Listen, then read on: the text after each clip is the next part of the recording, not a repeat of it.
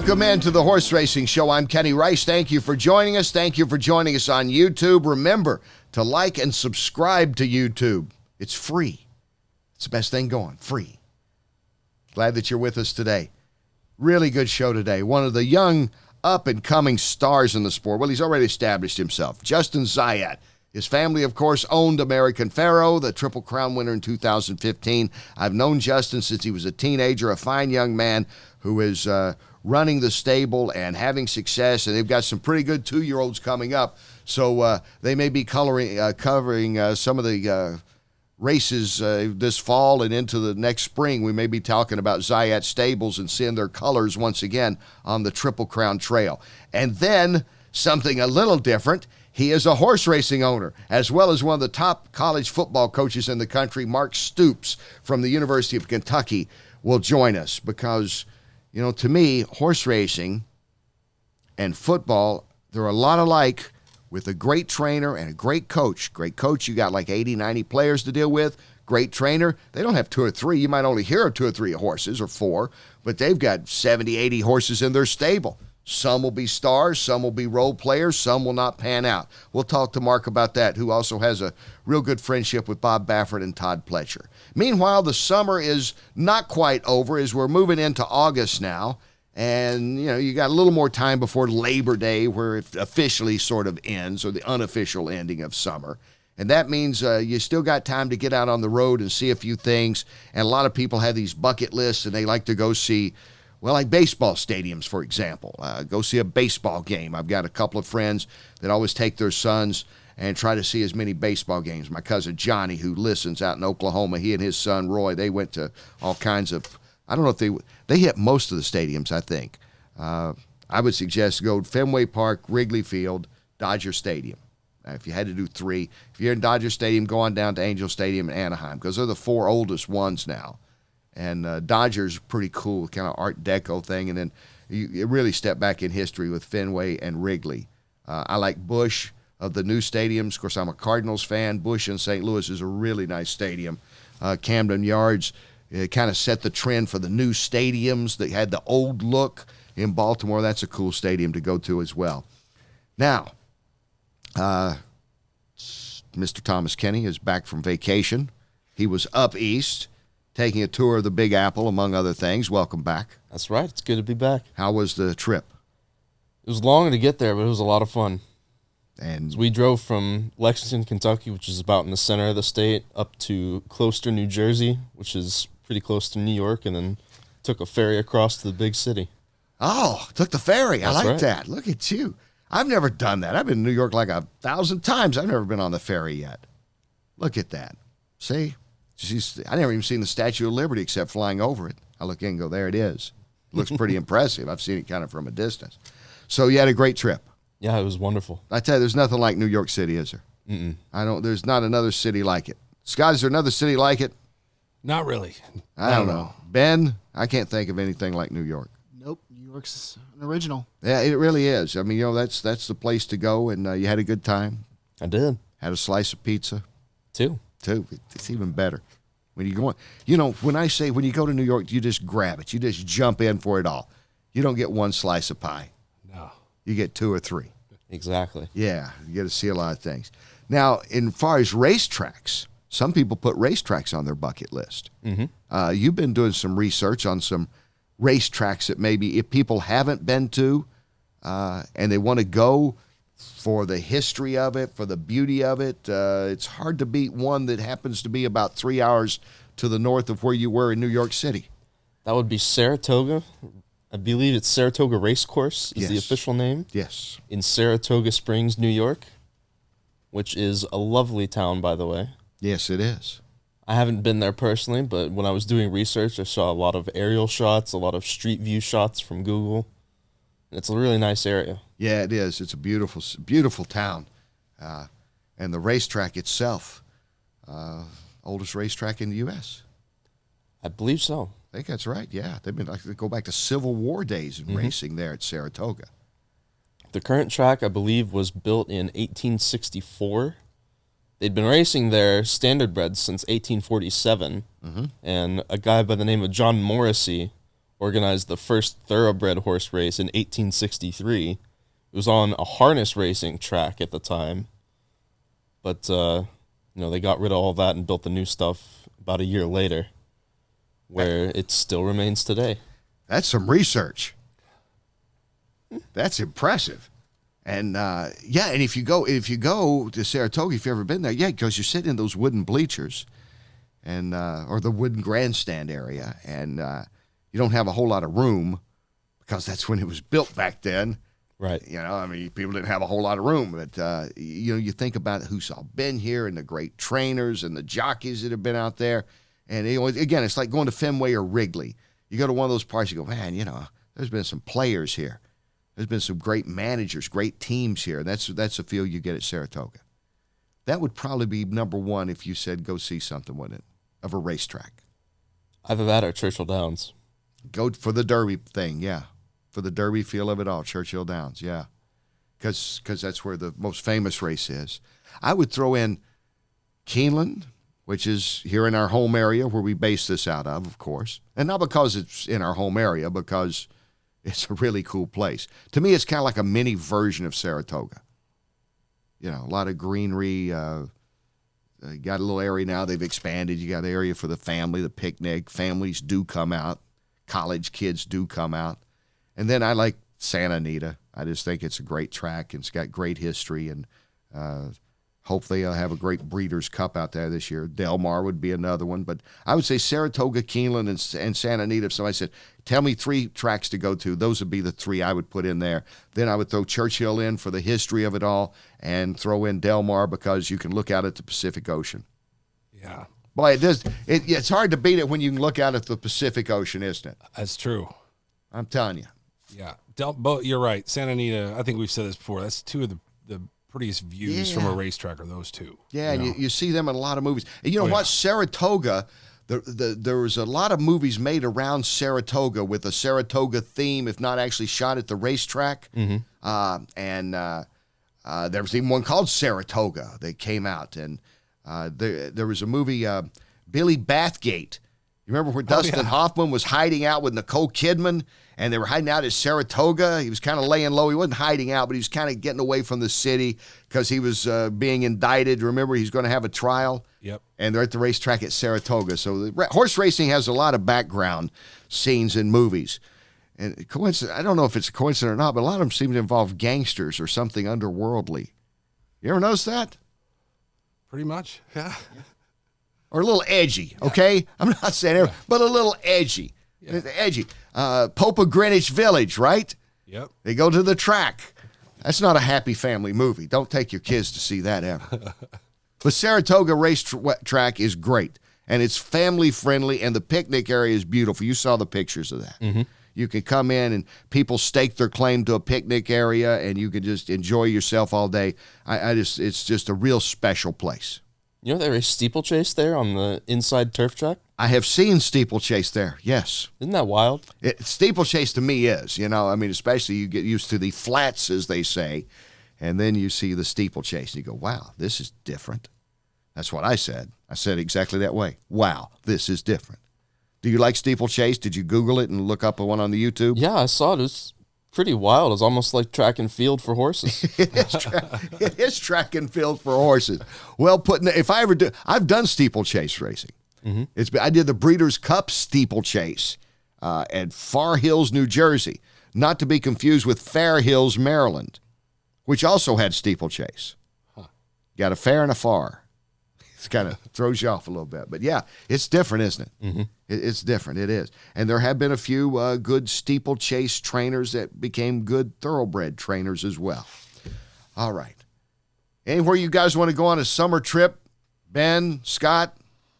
I always take California for a nice summer little trip. Yeah, kind of reunion for you. That's right. Ben? I'd say the Florida Panhandle area is just beautiful with the Gulf and those white sandy beaches. I'm going to Vegas. There you go. I don't think I could spend a week in Vegas. I like it when it's 120 in the desert. Yeah. Make sure you stay hydrated. Stay hydrated is right. Well, it's good to be back with you guys. Good to have the team back, and we'll talk to Justin Zayat when we come back. Later on, Mark Stoops, a football coach who owns thoroughbred horses, right here only on episode 28. Wow, 28 of the Horse Racing Show. Thanks for tuning in.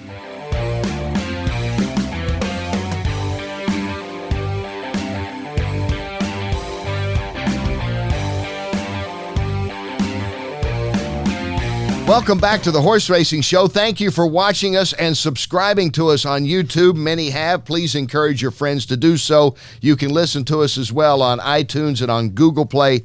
And, of course, we're on Facebook and at Horse Racing Show on Twitter. I met this young man several years ago and was very impressed right from the start. I will say he was just a kid then, because he really was, but he was so astute and very much involved in the family business, that being the Zayat Racing Stables.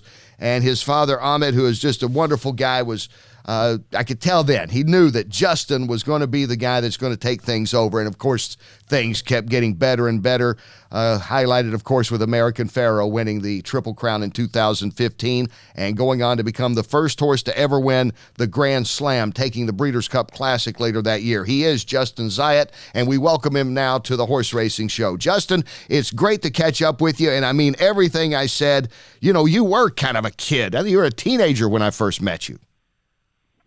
Thanks, Kenny. It's great to be with you on your show, and I look forward to speaking with you. I've definitely grown up a little through the years.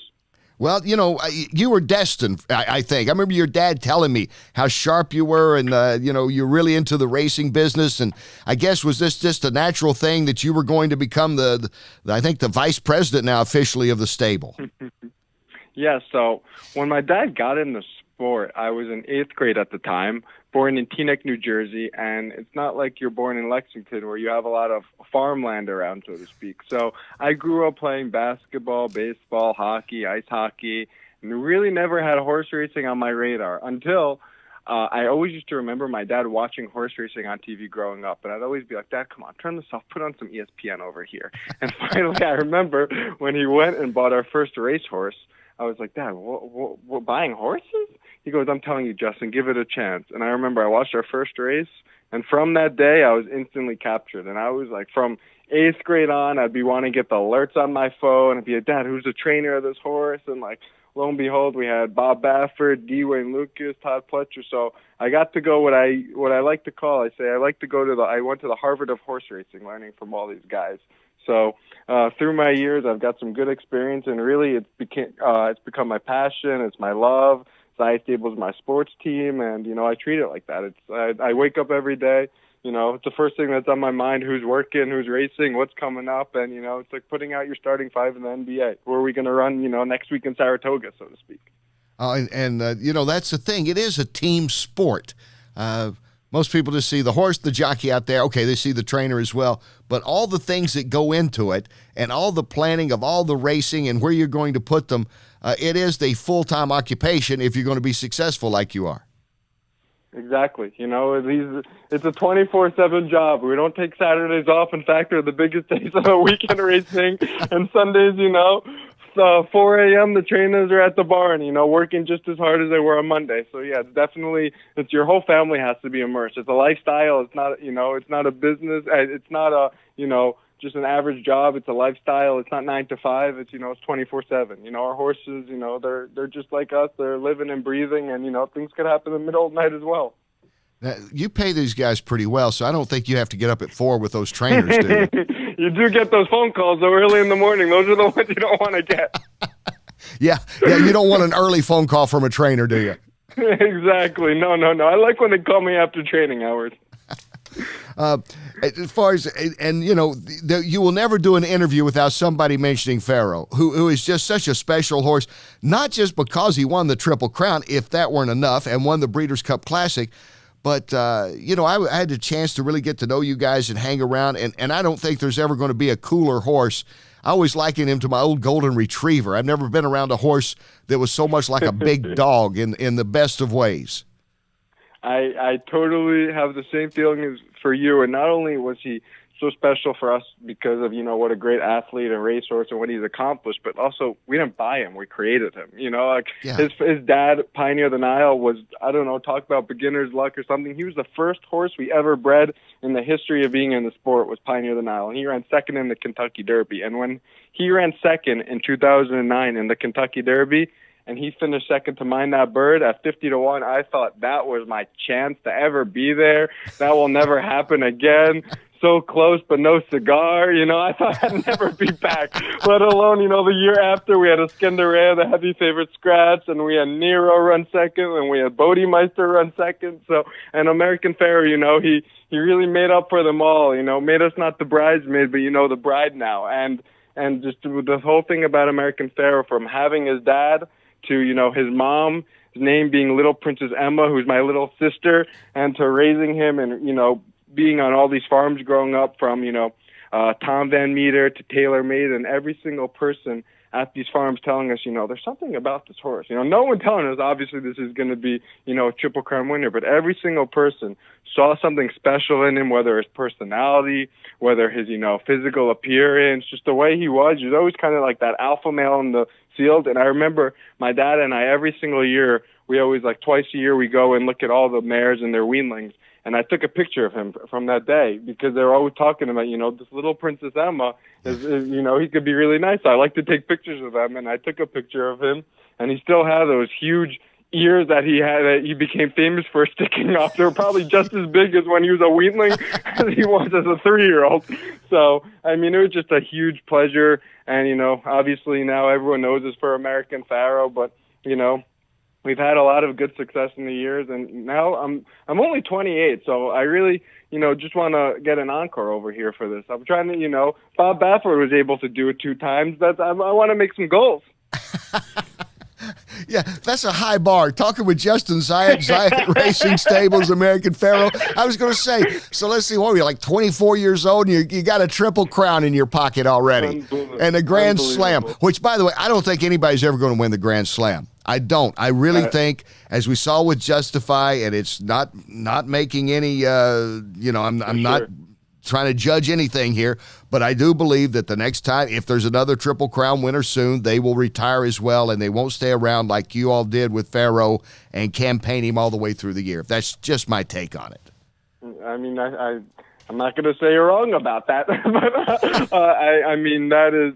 I totally agree. He was very special. Not only, he performed at the age of 2. He was a 3-year-old, a really good 3-year-old as well. And he went on after. You see what happened in the horses from the Triple Crown this year. You know, a lot of them haven't, come back and repeat their performances or their greats. It really takes a lot out of them. And for a horse, to be racing at the top of his game, really for, at least 12 months is to be in top condition is very hard for any athlete, human or, horse. And it was, I thought, the horse did a good job, and credit to Bob.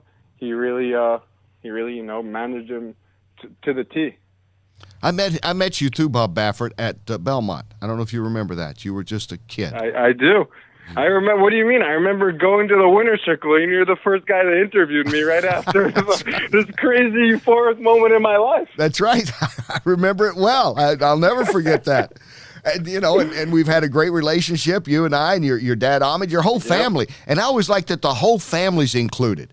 Your sisters and all that. But now, is everybody really included, or did they just show up for the winner's circle and you and your dad are doing all the work? They're really included, trust me. Every single day. My brother, who is, now a freshman in NYU, he sits by my desk every single day. He's on all the phone calls with, the trainers as well. He knows just as much as I did at his age. He's really inclined. So, that's like, the future generation, my sister, my mom, every single day. They're all involved. They love being part of the naming. They ask us every day, whether I'm racing in Saratoga, Ellis, Canterbury. My mom just texts me, what happened in Canterbury yesterday?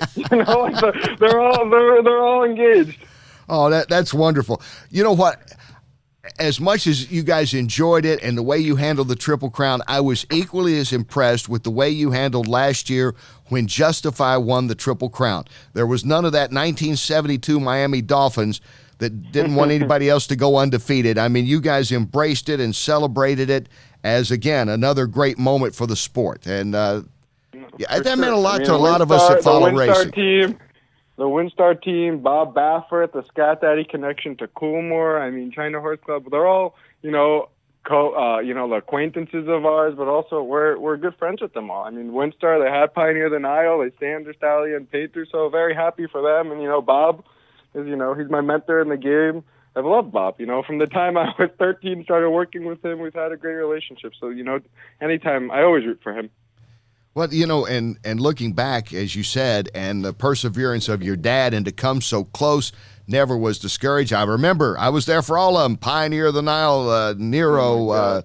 I think Bodemeister opening in the stretch. I thought that was it. Bodemeister. I thought you had it. I thought you had Bodemeister in the Preakness too. I mean. Oh my God! Trust me. But I remember on the broadcast where I was talking about American Pharoah, I talked about your dad. I said, Ahmed Zayat has come so close, and I said every time he reaches for the roses, he gets thorns. And maybe this will be the day. And I really thought Pharoah would win, but you never know, because I thought Bodemeister was going to win. Exactly. I thought Painter was going to win the Belmont. Look at Painter in the Belmont. I mean, the Triple Crown of Seconds in 2012. Yeah, and what's great about that to me though is to show the good horses that you've had, and you kept campaigning them, and you stayed with them, and the family stayed right with it, and and then of course you reached the peak with Pharoah.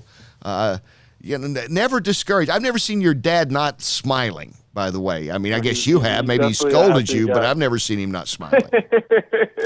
No, he worked really hard, and he really enjoys the horses, and he enjoys winning the races, and there's so much that goes wrong in this game. We have to think about it. If we're winning at 20%, you're doing super well and you're a hero in this game. That means you're losing 80% of the time. So it's a big adjustment in life, So when you really win, you have to take in all the moments, you really have to enjoy it. So, you're lucky you've been catching them on the good days. Well, exactly.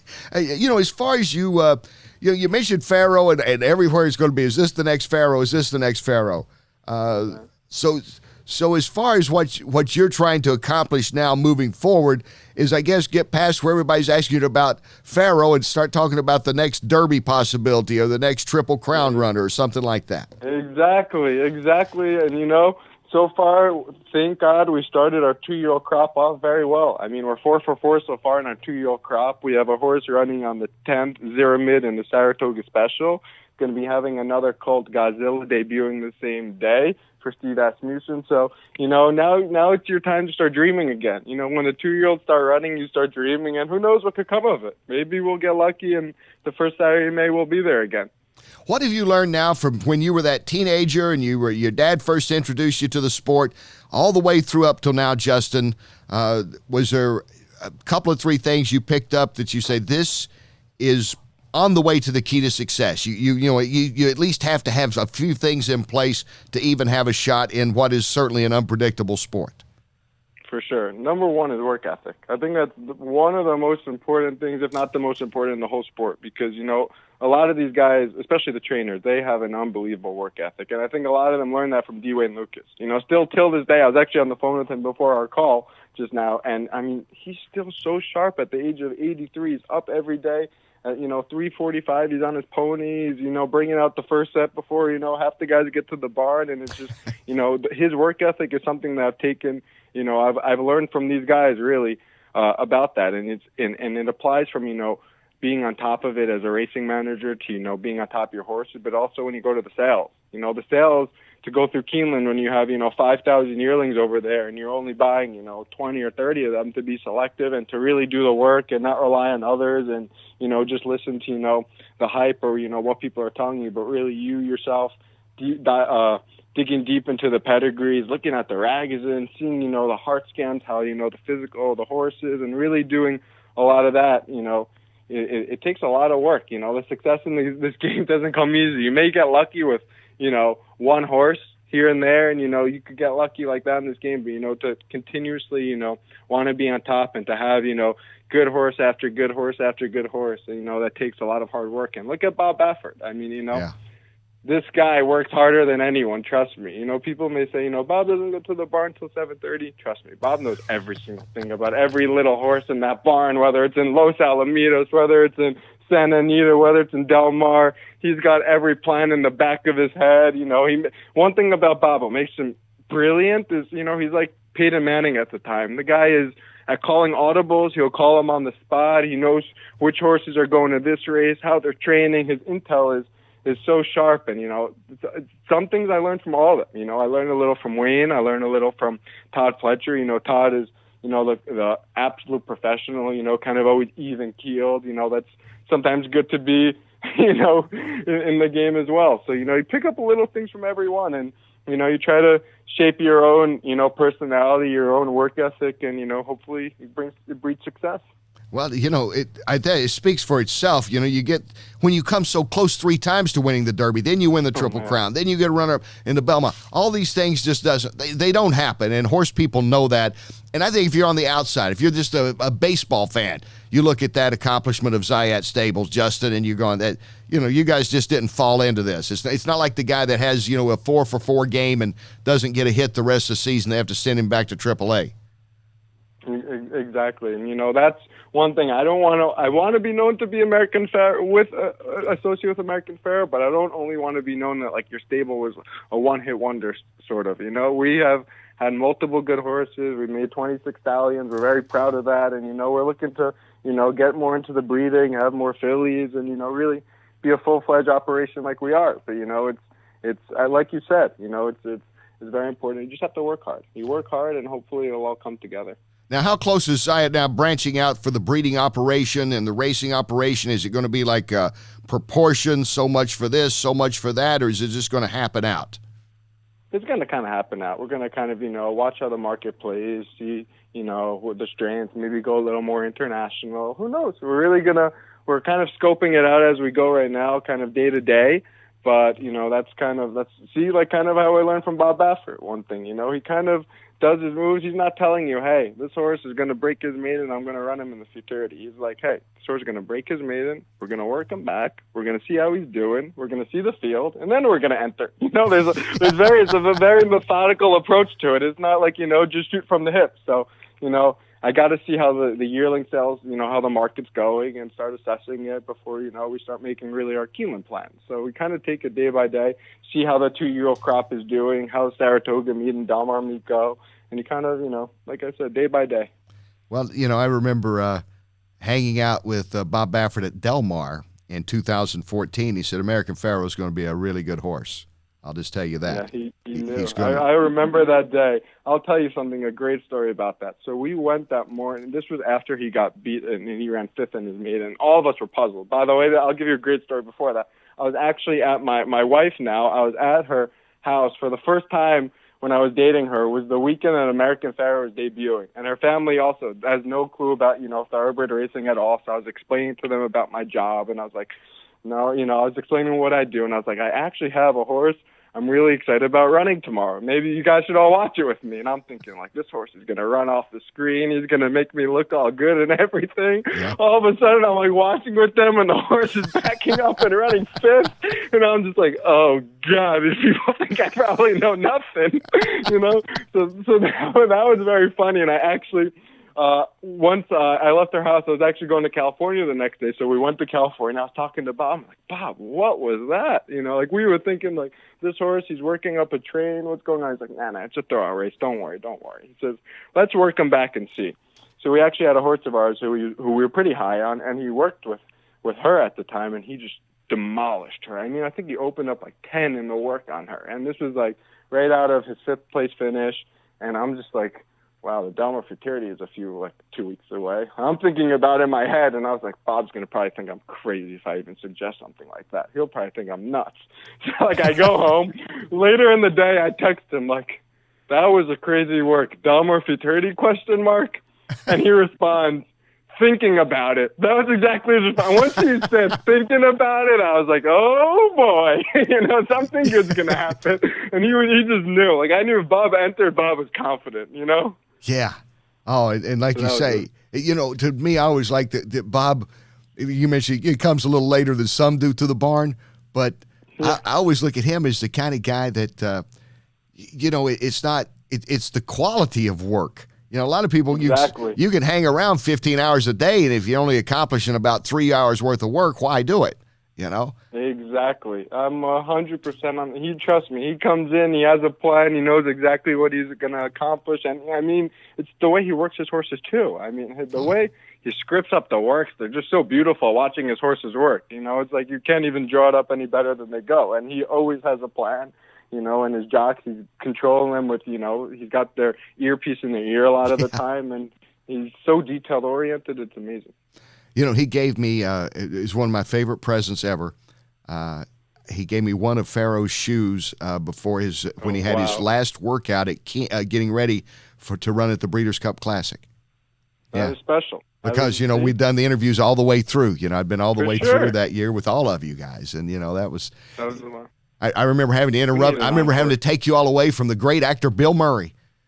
Yeah, that was funny. Remember at the Haskell? We're at the Haskell, and there's we got a huge audience. You know, Pharoah's first race is a Triple Crown. He's at the Haskell. Bill Murray's doing the Riders Up that day, and you know, he's talking to your family, and he's talking to Baffert, and you know how live TV is. They're coming to me in 30 seconds, and I'm having to tell Bill Murray, you got to go. Hurry up, guys.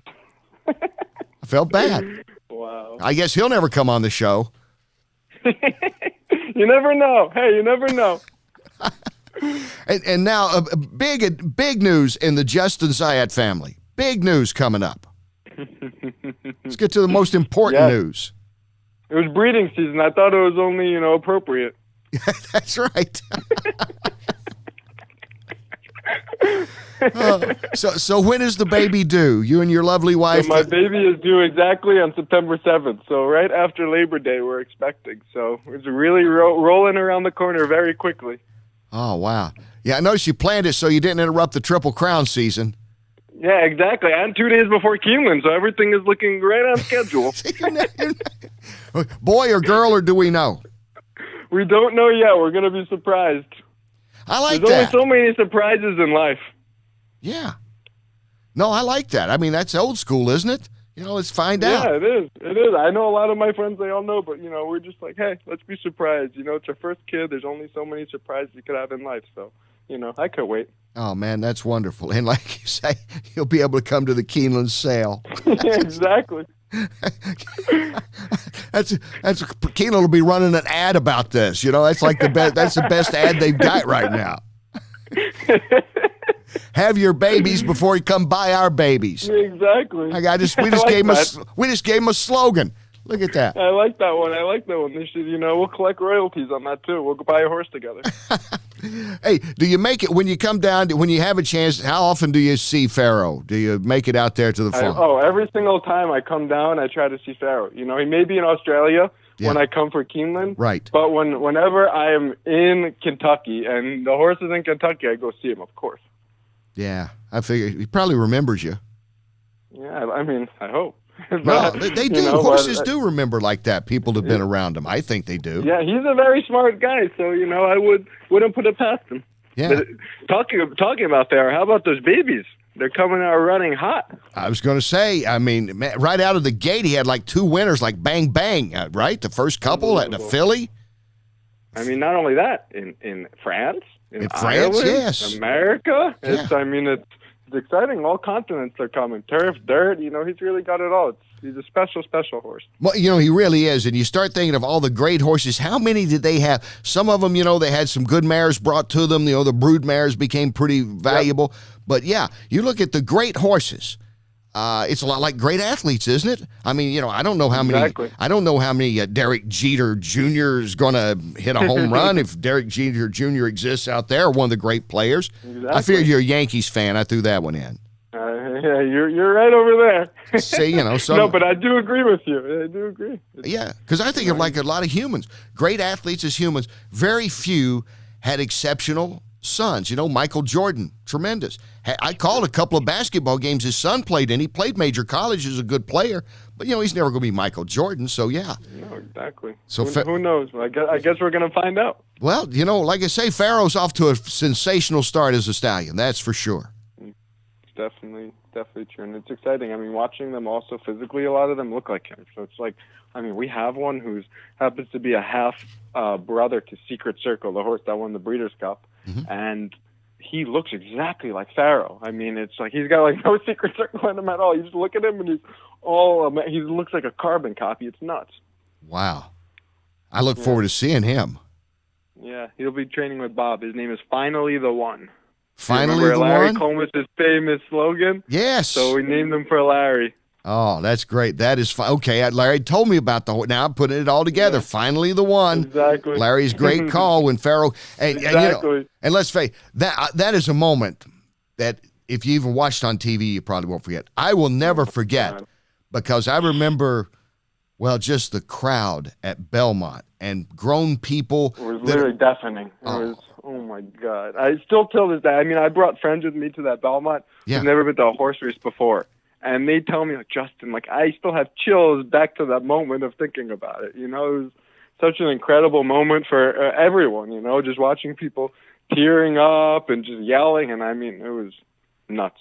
And people wanted to touch you guys. I mean, really, people that are very reserved, you know, very stoic, longtime horse people. You know, I'm up there. I'm up in the Baffert section, and they're trying to touch Bob. They're trying to touch Ahmed. They're trying to touch anybody that had anything to do with Pharoah, just to shake hands, whatever. Insane. It really insane. I didn't even think Naira, you know, even expected anything like that to happen. You know, like the moment no one was prepared. It was just, you know, we need more of those. Oh, well, it's been my favorite moment in horse racing, that whole campaign of American Pharoah and hanging out with Bob Baffert and the Zayat family, and Justin, a big part of it. And I really appreciate you taking your time to be with me today. We got to have you back on sometime, okay? For sure. Reach out to me anytime. I'd be happy, Kenny. And keep us posted on the Bambino, all right? I will. September 7th, I'm writing it down. Correct. September 7th. Correct. Ahmed becomes a grandfather again. I love it. Who picks out the name, by the way, your wife or you? Oh, a good question. I'm gonna leave it to her. No, we'll do it together. Okay. You're a wise man. You've always been wise beyond your years. You know that. That is too funny. Justin, thanks again, pal. Thank you, Kenny. Great talking to you. Great talking to you. Justin Zayat with Zayat Stables joining us here. More coming up on the Horse Racing Show right after this.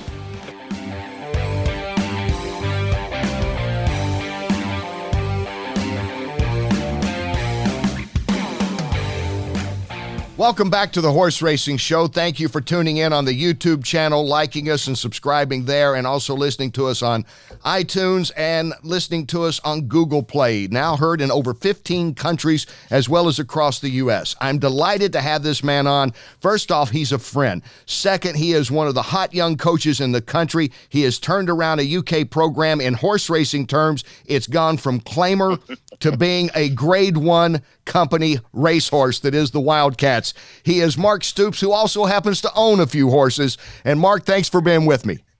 Hey, Kenny. Good to be on with you, buddy. Always a pleasure. Hope things are going well. It's going well. This show's been a lot of fun. And, you know, we've had a lot of fun having guests that are not necessarily horse guys like yourself and like Bill Parcells and, you know, a few others out there, but they like the sport. So now being at Kentucky, was it just automatic you had to start buying a few racehorses, Mark? Well, I guess so. For many years, everybody was asking me, Coach, you getting into it? And you got any horses and things like that? But of course, I was no. I don't know enough about it, and quite frankly, didn't have enough money, Kenny. I mean, you know, it's pretty, it's pretty tough industry from what I hear. But you know, I just sat back from a distance and watched it. And then, you know, being in Lexington, being in Kentucky, going on 7 years, and going out to Keeneland and to the Derby and so on. It was just fun. And I got approached to invest a little bit with Medallion Racing, and they know what they're doing, you know, so I don't have to worry about it. I just have to invest a little bit of money. And sure enough, we're hitting on some pretty good horses. And you know what? It's just been a lot of fun. You know, for me, it's just a little bit of a hobby. Just kind of, you know, write that check and then just sit back and watch these horses and watch everybody work that they know what they're doing, you know. So you get to be like us, the fans that sit in the stands and root for your team. See, we just sit there and root. You're doing all the hard work then. You let everybody else do it now with the horses. Well, yeah, and here's the deal, though, Kenny. I can't even be an armchair quarterback because I have no idea. But of course, that's probably half the people that are critiquing me too, right? I was going to say, that's about 99.9% of those that are telling you how to run it. I was being nice. I was being nice.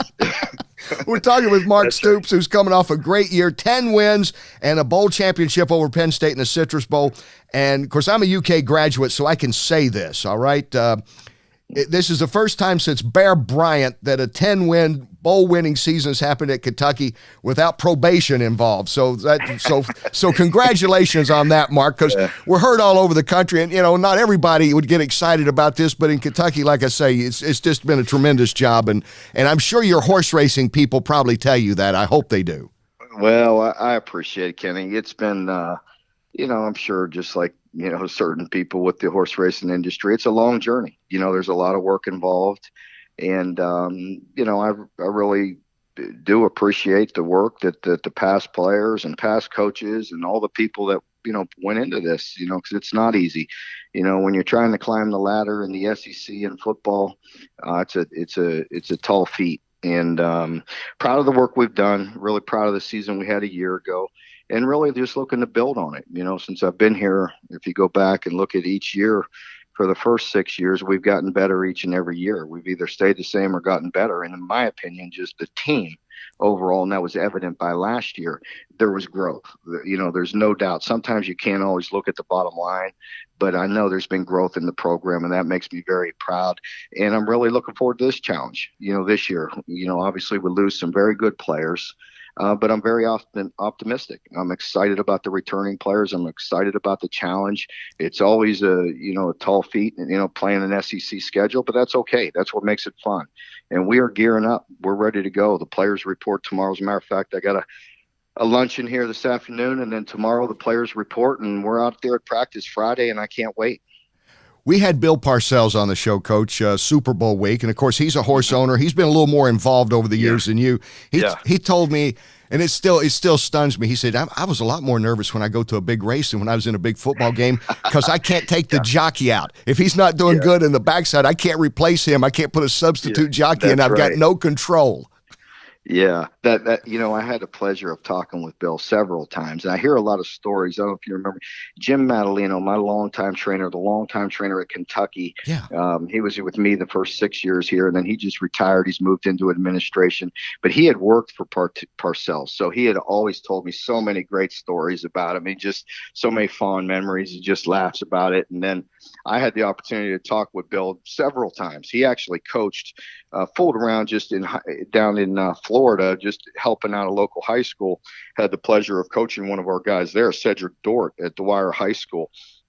And so 2 or 3 times Bill would call and check up and follow up on Cedric. How's he doing? What does he need to do? And so on. And just an impressive guy. It was great to talk to him. And you could certainly tell how successful he was and why he was successful. Very good guy. Yeah, many times I've dropped your name, by the way. I hope you don't mind. Absolutely not. I remember once we were doing, and you were at the fundraiser as well for disabled jockeys, and Todd Pletcher was there, and Todd's sitting with me, and he looks over and he says, and I didn't know you as well at that time. He said, "Hey, there's Mark Stoops." I said, "Yeah." He said, "Well, I know Mark from, I know Mark and his brother Mike, and I'm from the University of Arizona. So too is Bob Baffert, and those guys love to talk about you. I'll see Baffert, and they'll say, 'How's Kentucky going to do? How's Mark going to do this year?' You've had a pretty good relationship with these two guys." Absolutely, those guys are phenomenal, and Bob's been tremendous, and of course I'm really close with his brother Billy. Yeah, going back to our Arizona days, and Bob hasn't changed one bit. He's still the exact same. He's the exact same person he was then. He's very, very humble, great guy. But yeah, always super nice to me. Anytime I see him. As a matter of fact, when did I run into you with Bob at the Oaks? I think this year at the Oaks, yeah. Yeah, we had that little Philly street band running, and she came back and won. By the way, she won not too long ago. And so where was it at? It was in where did she win? In Indiana, Indiana Oaks, I think. Yeah, she did. Yeah, pretty good. Yeah, but anyway, Bob is just a super guy. Just always, very good to me, good to my family, great guy, and it's fun to watch him. He's had some great success. Yeah, and I thought of this. you could tell me if I'm way off base because that's what you do. That's why you're a good coach. Yeah. I've always thought, like, with what you do, you got 80, 90 guys out there. You got to figure out some are going to be stars, some are role players, some just won't make it. And you look at a barn like Pletcher and Baffert, they've got 80, 90 horses. Obviously, we know who their stars are, but they've got several that, are okay. They win a few minor races. But I guess the whole thing with a good coach and a good trainer is like management and being able to recognize the individual talent.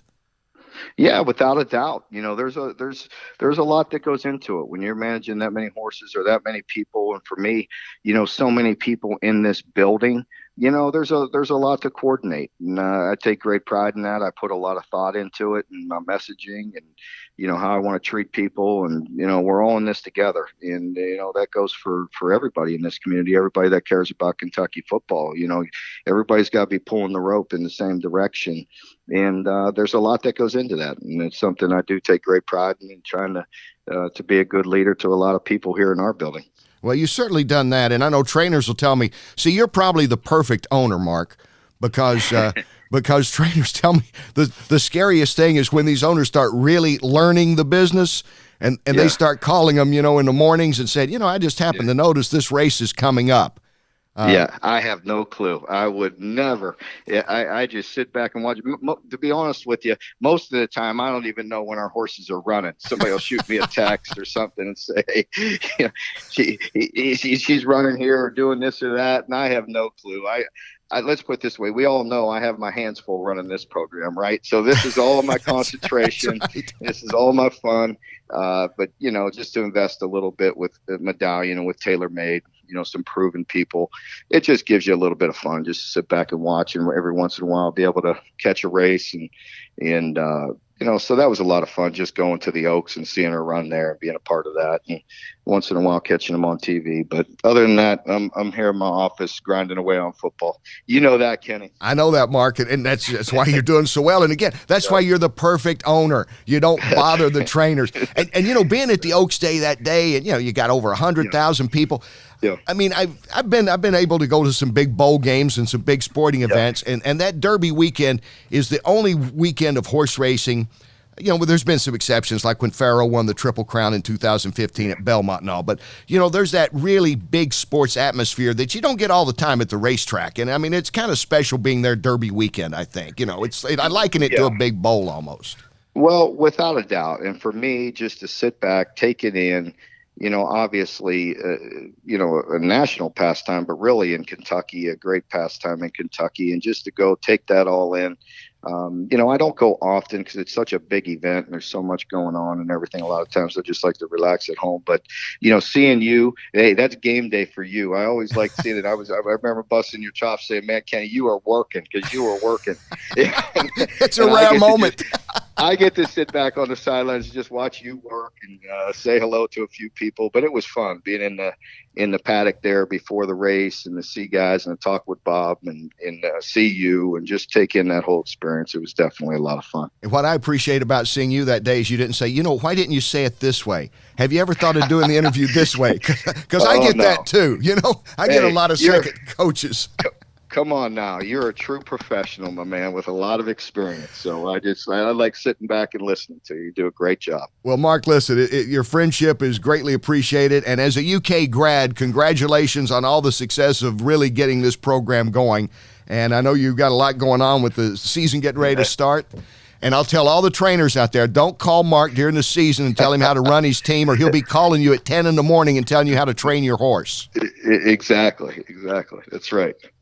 Well, good deal, man. Well, it's always fun talking to you, Kenny. Anytime, I'll be glad to jump on, and good luck with everything. All right, good luck on the season, Mark, and then we'll talk to you next year as you get ready maybe for having a horse in the Derby. Boy, what a year that would be. Win a big bowl game again and go to the Derby, yeah.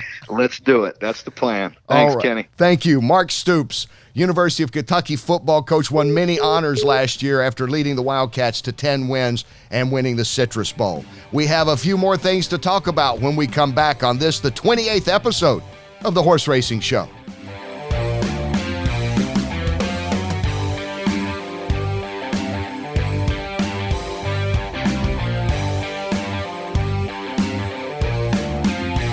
Welcome back to the Horse Racing Show. We get ready to wrap up this, the 28th edition. We thank you for all the support. We encourage you to like and subscribe to us on YouTube. It's free.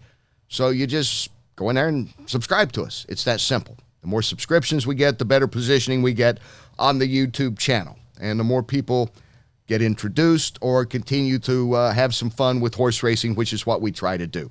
Thanks to Justin Zayat for being on. I'm really happy and proud of his success. I've known him since he was a teenager, just a kid starting out, and now he runs Zayat Stable for his dad, Ahmed, and just a really good guy and one of the young people that horse racing needs in the sport. I was asked a few years ago, I was on a plane with a member of the NTRA, the National Thoroughbred Racing Association, and he said to me, you know, this cage fighting you cover, because I was doing a lot of mixed martial arts reporting and announcing at that time. He said, that is kind of surpassing horse racing, we've noticed. I said, yeah? He goes, well, this cage fighting, I said, well, first off, it's MMA. And you got to look at it this way. MMA, and at that time the UFC had just signed a big contract with Fox at that time. I said, you know, Fox is paying them a lot of money, millions of dollars to show their product. Horse racing doesn't have anybody paying them a lot of money to show their product. And the point is, if you go to an MMA fight, you see a lot of young people. You see people in their 20s, people that tweet a lot, people that are very active social media. You go to horse races, you don't see that as much. It's not a knock. It's just it's not even an observation. It's just a fact. You go to a horse race, it skews to an older audience. And that's one of the things with this show. We've had a lot of people like the show, but they don't know exactly how to like and subscribe to us on YouTube. So if you know somebody like that, please try to help them out. And, you know, that's the way that it goes in horse racing. So guys like Justin Zayat are great for the sport. They do have social media followings. They are reaching out more. And let's face it, some of these established trainers, Todd Pletcher, Wayne Lucas, Bob Baffert, these guys, they don't have to go out in social media very much. You know, the guys that have the money, the older guys, they know how to find them. And so they don't go into the social media world very much. Thanks also to Mark Stoops for being with us. He is a good friend. I am really proud of what he's done at Kentucky. Kentucky football stunk on ice for many years. I'd say that. I grew up watching Kentucky football. I've seen all the heartaches. And to win 10 games in a major bowl last year was really impressive. And I like the fact that he's gotten to horse racing, that he has fun with it. And as you heard him earlier, he's very candid about it. He enjoys the sport. He enjoys the sport. He's not calling his trainer every day. He's not aggravating anyone. They tell him sometimes he knows when the horse is running, sometimes he doesn't, but he's into the spirit of it. That's something else that horse racing needs, is a few more owners like that. And people get into groups like with Terry Finley and West Point Thoroughbreds and some other groups like that. I think a lot of people are getting involved in horse racing, and that's a good thing as well. We talked at the start of the show about bucket list tracks like Saratoga, Keeneland, maybe Churchill Downs, certainly Santa Anita, Del Mar. Your favorites. Please let us know.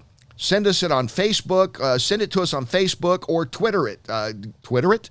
Twitter it? Did I make up a word again, Scott? I think you did. Tweet it to us at Horse Racing Show. What's the one track that you'd most like to visit, or the one track that you visited that you'd like to go back again? Let us know, and we'll talk about it in some of the future shows. And as Mark Stoops talked about, it's a team effort for a football coach or a trainer managing a lot of players or managing a lot of horses. That's fun because we have a great team here. Scott Hall on lead guitar, on bass, Ben Chaffins, and Mr. Thomas Kenny, our researcher. So thank you for being with us. Please tune in again next week for number 29 of the Horse Racing Show. We'll talk then. I'm Kenny Rice. Take care, everyone.